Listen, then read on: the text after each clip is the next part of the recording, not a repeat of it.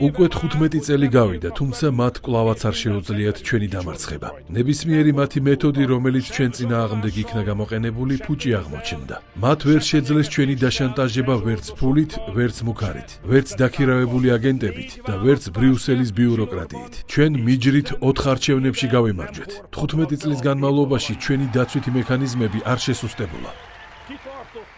გავუძელით და მედგრად დავდექით, რადგან გვწამდა, რომ ერთ დღეს მსოფლიო პოლიტიკის კალაპოტი შეიცვლებოდა.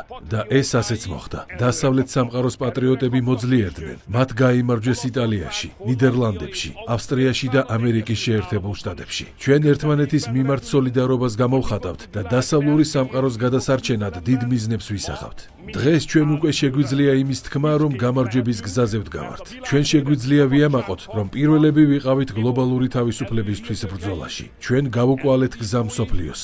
თითოეულ უნგრელს შეუძლია იამაყოს იმით, რომ სოროსის იმპერიას არ დავუჩოქეთ. არ დავუჩოქეთ ბრიუსელს და არ დავუჩოქეთ ამერიკის ლიბერალურ იმპერიას. უნგრეთის დროშა ამაყად ფრიალებს. ჩვენ შეგვიძლია შვილებსა და შვილიშვილებს თამამად გავუსწოროთ თვალი, რადგან ვიცით, რომ ისინი ჩვენს მემკვიდრეობას გააგრძელებენ.